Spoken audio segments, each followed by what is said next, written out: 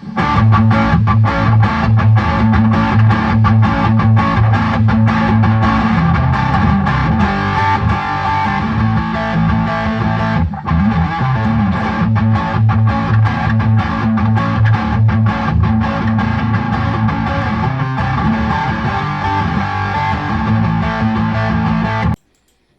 backflips go, the PM's decision to call a royal commission into anti-Semitism is an absolute Olympic standard dismount. 10 out of 10 from the judges. Stuck the landing, smiled for the cameras. But not if you listen to him. If you listen to Anthony Albanese this morning, he hasn't backflipped at all. No, he was always going to call a royal commission. Let's just look back at that. Anthony Albanese says a royal commission into the Bondi massacre is not in the national interest, despite pleas from families of the victims in the attack. The Prime Minister is rejecting an open letter penned by some of the victims' families this week, claiming a royal commission could platform anti-Semitic voices. He has instead announced a closed-door review led by former Defence and Foreign Affairs Secretary Dennis Richardson.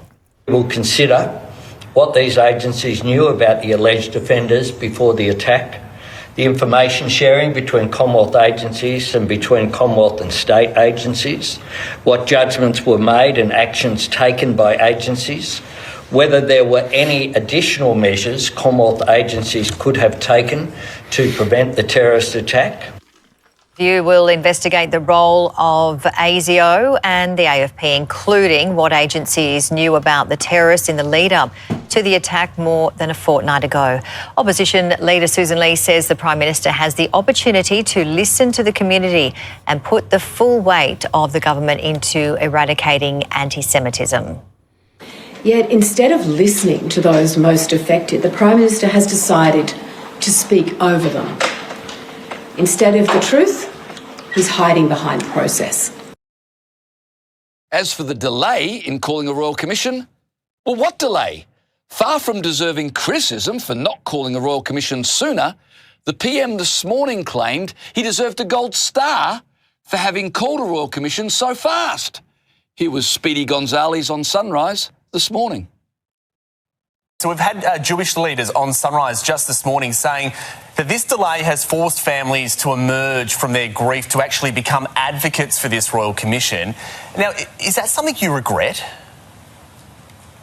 Look, I've sat down in the homes of families who are grieving. I've listened to them. We've also made sure that we've got this right in an orderly way. This is actually a record time for the calling of a Royal Commission. Well, how stupid must all those Jewish leaders feel now? For the past month, they've been organising, advocating, pleading for a Royal Commission when Albanese was going to call a Royal Commission the whole time. How The Prime Minister concedes the Bondi tragedy weighs heavily on his leadership, but is tonight resisting calls for a national royal commission. Dissent within his own party is growing as the opposition vows to bypass the government.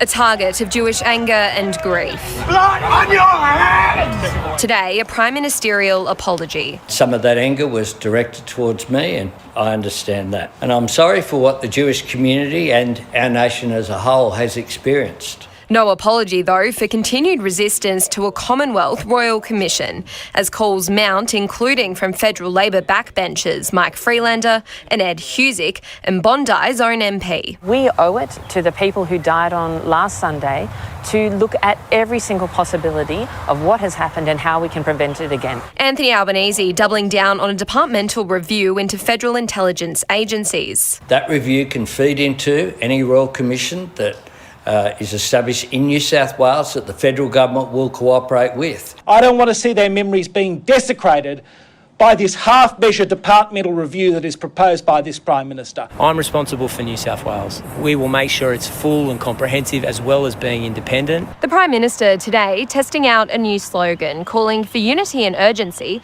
over delays and division, but with no commitment to bring back Parliament early to pass gun reform and hate speech laws.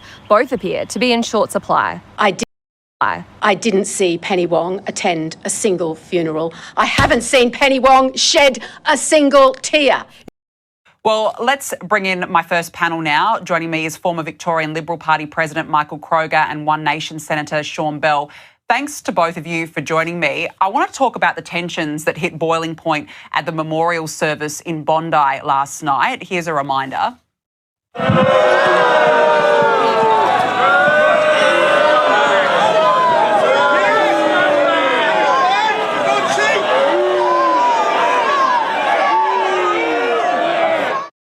Michael, the Prime Minister would have been ready for this. I mean, he's avoided Bondi like the plague for the last week. But this goes beyond politics, doesn't it? This is genuine and sheer frustration. No, absolutely. Look, Danica, he was warned for 2 years, this bloke. For 2 years he was warned by the Jewish community, and he did very little. This is a bloke that couldn't even keep his own electorate office open because he was so fearful of offending pro-Palestinian demonstrators. His own electorate office couldn't be open. Why would anyone think he could defend the Jewish community, which we now know he couldn't and can't? He won't call a royal commission. For goodness sake, any leader. We had royal commissions into pink bats, for goodness sake. This guy is just an international pariah. He's a pariah in this country. Jewish families don't want to have a bar of him. Australians are sick of him. In a moment of great national crisis, we get a diminished leader who should resign. I mean, he should resign. I mean, his performance has been appalling.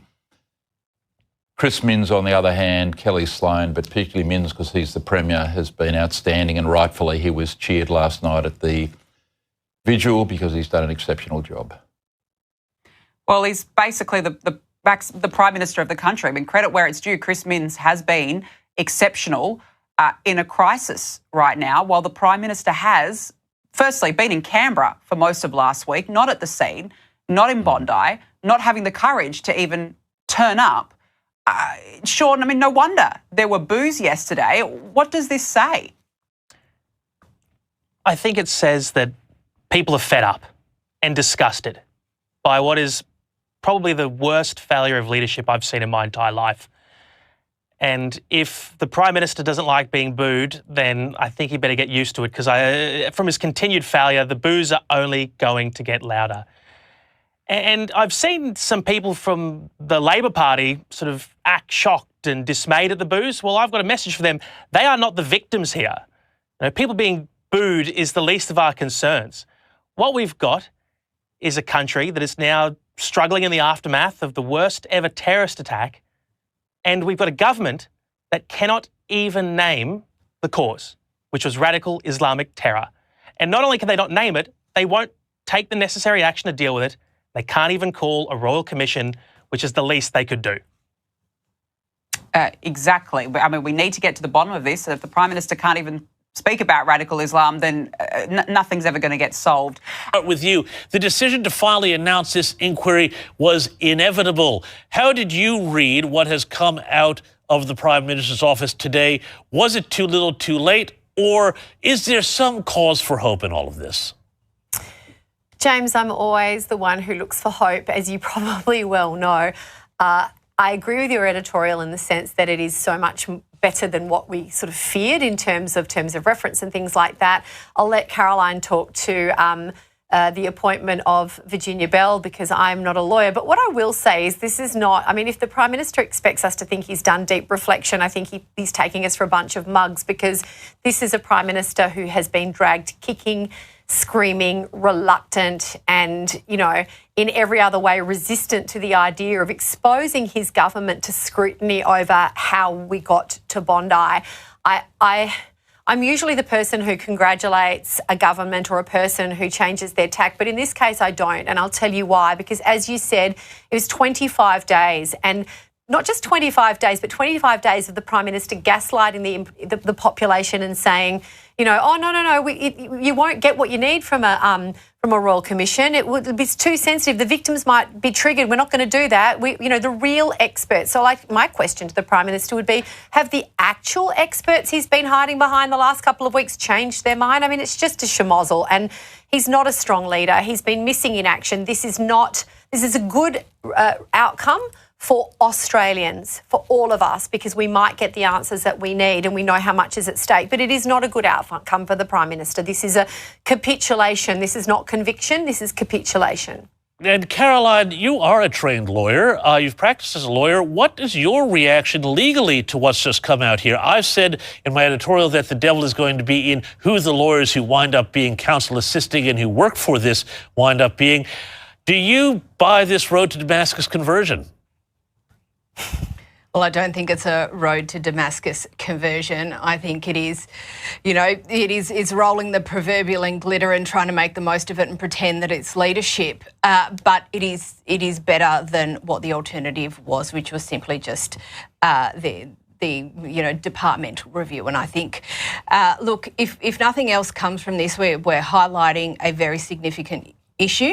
We'll be highlighting it on the national stage, and like you said, this here is, a Royal Commission can compel evidence and the production of documents and all sorts of things which no other review can do. So it will bring to the surface a lot of uncomfortable things for a lot of people, and I think it's really important we have this conversation. They thinking, what a waste of time and money. Didn't they realise the Prime Minister was already working at warp speed, just quietly, invisibly, and in a way that looked exactly like doing nothing? His government was never against a Royal Commission, not at all. Your ears were lying when you heard Home Affairs Minister Tony Burke say a Royal Commission should not be held. Kind of like your ears were lying when you heard Albanese say power prices would fall by $275.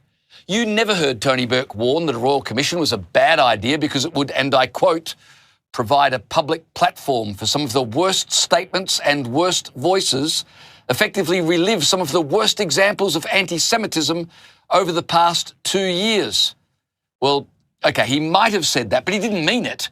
What he meant was the government was already preparing the Royal Commission. They were never opposed to, while also being opposed to it, while also not being opposed to it, while also not calling it. Now, it's subtle. You have to follow the nuance. And the PM himself now assures us that those earlier concerns about social cohesion, well, they weren't really objections at all. They were just pre-objections that were already being post-managed. Prime Minister, you and your ministers initially argued that a Royal Commission would expose some very deep divisions in our society and cause big harm, and that was a big enough of a reason not to hold one. Do you still hold those same concerns? Well, what we've done is look at ways in which we could alleviate those concerns. And on social cohesion, one of the things that the conduct of the Royal Commission will take place under Commissioner Bell is that they will have to do it in a way that takes into account the need to build and protect social cohesion. So, to summarise, the Royal Commission was too dangerous to hold until they worked out how to hold it, which they were apparently already doing while explaining why they weren't doing it. And if you thought you heard the PM and his ministers say that a Royal Commission would take too long, well, you must have imagined that too. My priority has been dealing with all of those issues while working through making sure that we got any decision around a Commonwealth Royal Commission got right. Now, in case you didn't catch that, the translation is we were busy not doing it while carefully preparing to do it, which proves just how fast we did it. Here's the PM explaining how he set a world-land speed record by applying the brakes. What I have attempted to do in an orderly way, the way that my government functions, is orderly, considered, get to the right decision, do it in the right order, and that is what we have sought to do here. OK, so he did it fast and he did it slow, but not so slowly that it wasn't world-breakingly fast. Just slow enough to be orderly and considered, which is how this government always operates when it's moving at unprecedented speed while standing still. OK, so he did it fast and he did it slow, but not so slowly that it wasn't world-breakingly fast.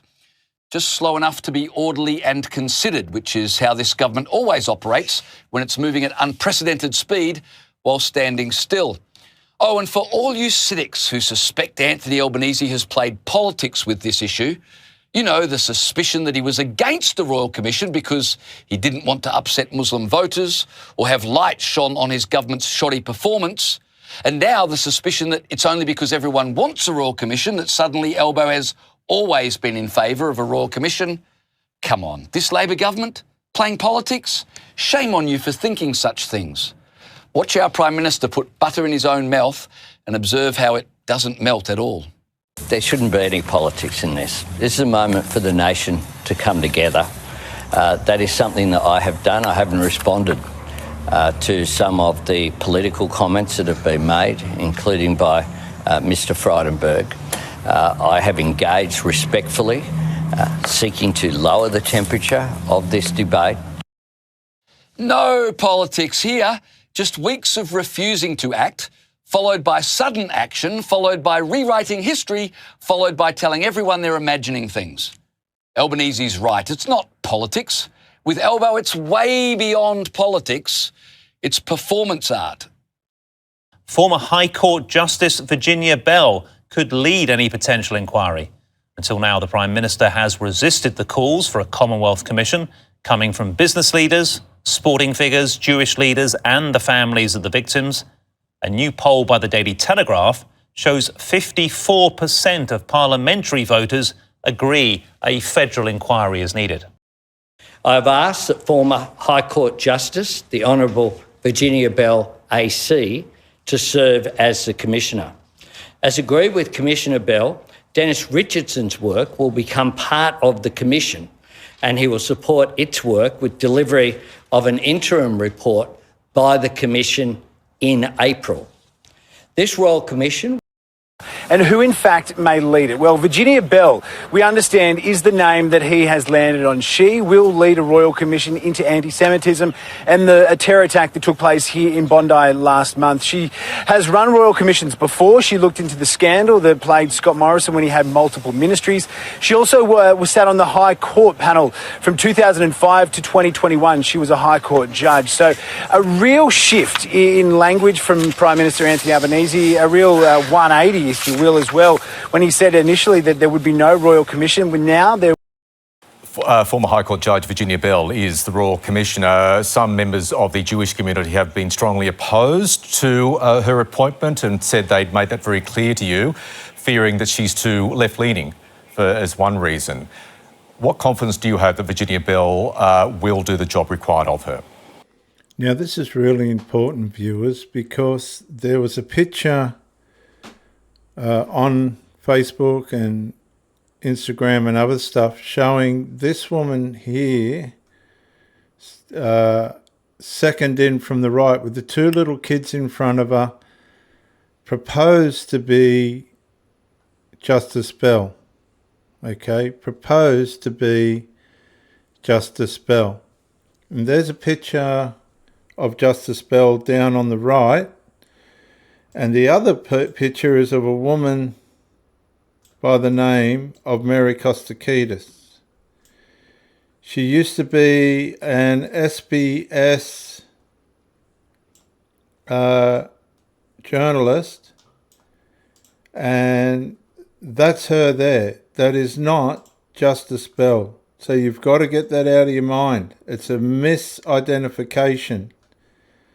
The woman that's been presumed to have been Justice Bell is not Justice Bell. It's Mary Kostakidis, the SBS journalist of old.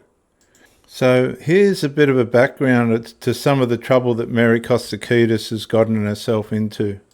Anti-Semitic conspiracy theories and promoted terrorist groups on her X account. The journalist fronted the federal court for the first time, trying to get the case brought by the head of the Zionist Federation of Australia struck out. Senior reporter Caroline Marcus watched the hearing. Caroline, there was a large group of supporters at the court for Ms. Kostakidis. Karen, there were about 50 supporters cheering on Mary Kostakidis when she arrived at the federal court in Adelaide this morning. They waved Palestinian flags and signs accusing Israel of genocide. We're here today to support Mary Kostakidis, one of Australia's most respected veteran journalists. We'd like her to see the amount of support she has in Adelaide. I just would like to thank everyone who has supported me in defending these allegations against me. I'm a strong believer in... There's Mary Kostakidis there. This is the lady at the front of that march. It is not just a spell. Freedom of the press and the freedom of political expression. I will defend my right to report news and the right of every journalist to do so and the right of every Australian to engage in public debate. Just want to say, you can see all the pro-Palestinian people there supporting her. Miners Federation CEO Alon Casuto said this case was not about free speech, but hate speech. It's deeply offensive and irresponsible with someone with a platform and a following like Mary Kostakidis shares hate speech and shares the cause of a prescribed terrorist organisation. The former longtime SBS newsreader is accused of breaching 18C of the Racial Discrimination Act and posts shared to her X account in January last year. They featured video of a speech given by the since-killed Hezbollah leader son Nasrallah, in which he calls for the ethnic cleansing of Jews from Israel. Here, you don't have a future. And from the river to the sea, the land of Palestine is for the Palestinian people and for the Palestinian people only. Ms. Kostakidis had captioned one of the posts, the Israeli government getting a taste of its own medicine. Now, her barrister told the court that comment was clearly directed at the Israeli government and not a criticism of Jews. He compared her reposting the speech to media reporting Donald Trump's notorious grab them by the comments before the 2016 US election. We argued that the reporting of statements by a well-known spokesperson for a party in a major regional conflict is an essential part of news reporting, which may involve reporting offensive statements. For example, the widely reported Access Hollywood tape of the current president of the United States. Mr. Casuto's barrister said both Jewish Australians and people of Israeli national origin, and his client is both, could be offended or intimidated by calls for the only Jewish state to be erased off the map. He argued the offence was magnified due to a series of other offensive posts shared by Ms. Kostakidis since Hamas's October 7 terror attacks on Israel, including posts justifying the attack and support for Hamas and Hezbollah, as well as conspiracy theories, including that convicted pedophile Jeffrey Epstein was an agent of Israel. Mr. Casuto is seeking a declaration Ms. Kostakidis breached Section 18C, an apology and an order that she removes the Nasrallah posts and pays his legal costs. Justice Stephen McDonald will hand down his decision about whether this matter should proceed to trial or be struck out altogether at a later date. Now here's more footage of Mary Kostakidis with the Palestinian protesters. It is not. The lady in that picture on the Harbour Bridge is not just a spell. This is Kathy Bogan for Consortium News.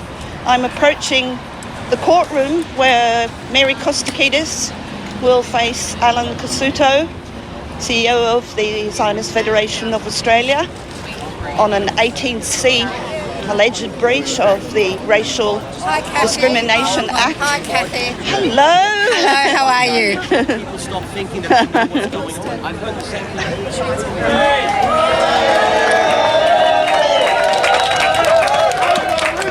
So you can see who the supporters of Mary Kostakidis are. It's the pro-Palestinian people.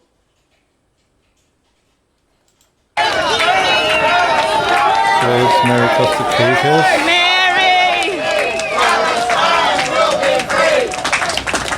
And Palestine will be free, apparently.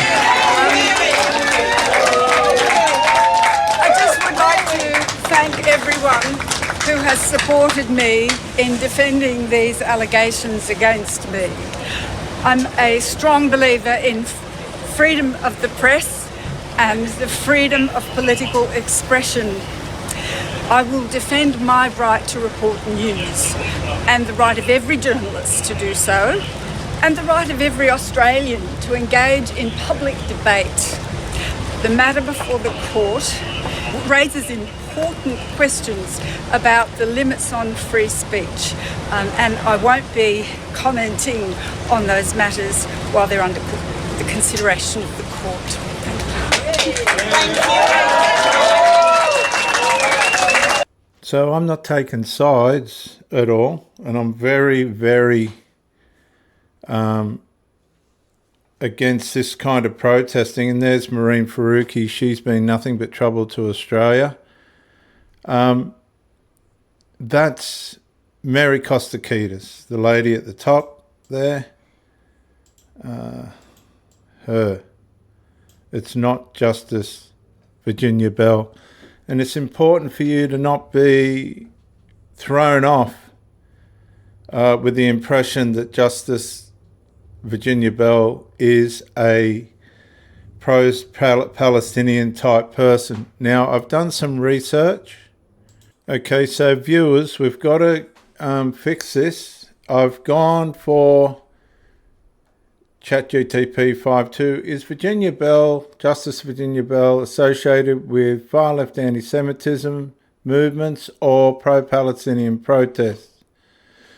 No solid evidence from reputable reporting that former High Court Justice Virginia Bell is associated with a far-left anti-Semitism movement or that she's personally tied to pro-Palestinian protests in any organisational or participant sense. What is going on is a very human phenomenon. People confusing judge who helped protect protest rights with person who endorses every protest I dislike. It's a convenient, lazy and usual wrong outlook. So what the reliable sources actually show. Here we go. She's been appointed to lead a Royal Commission into Anti-Semitism and Social Cohesion after the Bondi attack. That's the opposite of she's part of an anti-Semitism movement. Number 2.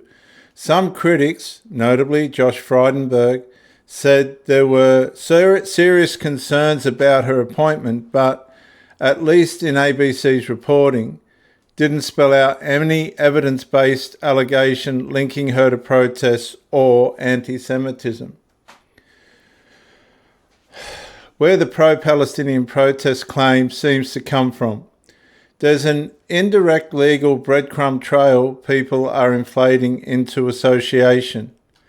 Bell was part of a High Court bench in Brown versus Tasmania in 2017, a major case striking down parts of Tasmania's anti-protest law as impermissibly burdening the implied freedom of political communication. Okay. Later, New South Wales courts allowed a large Gaza Solidarity pro-Palestinian Harbour Bridge march on August 2025 to proceed, rejecting police efforts to prohibit it. That decision was by Justice Belinda Rigg, not Virginia Bell. Some media commentary notes that Brown versus Tasmania gets cited in protest rights arguments and was discussed in connection with the 2025 protest litigation. And again, that's legal precedent, not protest participation. So the bottom line, pro-Palestinian protests, there's no credible evidence she organised them, attended them, endorsed them, or is associated with them in that way. The link people point to is basically she sat on a court that protected protest rights. Far less anti-Semitism movement. That's a loaded accusation, and I couldn't find reputable reporting backing it with facts. What is documented is she's now leading an inquiry into anti-Semitism. Now, this was one of the longer thinking moments that I've had with ChatGTP, 3 minutes, 11 seconds. Now, It's come up with this. Let's go through these pictures. Whoops. That's Justice Bell. That's Mary Kostakidis. Now, the person standing next to the tall guy with the red tie in front of the letter Y is being accused of being Virginia Bell, but it's not. It's Mary Kostakidis, that woman there. Justice Bell's at the bottom. Mary Kostakidis is at the top. That's picture number 1. Picture number 2. There's Mary Kostakidis there. You can clearly see that the person standing there is a pretty famous guy. I forget Nigel. No, not Nigel Farage. Some other bloke. That's Mary Kostakidis. Mary Kostakidis. Who's that guy again? The viewers would know. I know that's the soccer player guy. And Mary Kostakidis again. And there's Faruqi. She's been nothing but trouble to Australia. Marine Faruqi. Absolutely nothing but trouble. There she is there. And she'll continue to be. So this is what it says. The Harbour Bridge protest picture being used to accuse Commissioner, former High Court Justice Virginia Bell of marching is, according to multiple public corrections, a misidentification. The viral claim says the woman in the front rank is Virginia Bell. Journalist commentators responding to the viral post have said it is not Miss Justice Virginia Bell and that the person pictured is Mary Kostakidis. Some reposts even issued correction notes saying that it isn't the Justice Bell.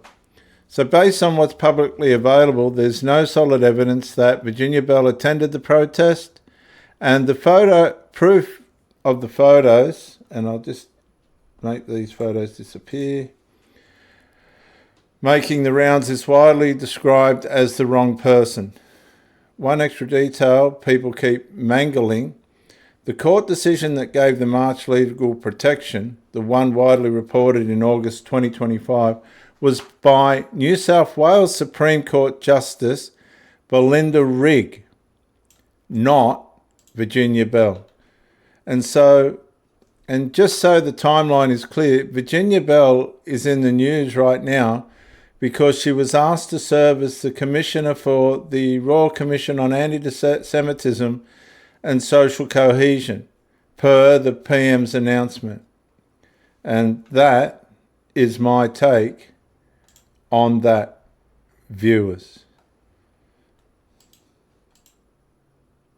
That woman is Mary Kostakidis, not Justice Belinda Bell. And I'll see you on the next one, guys.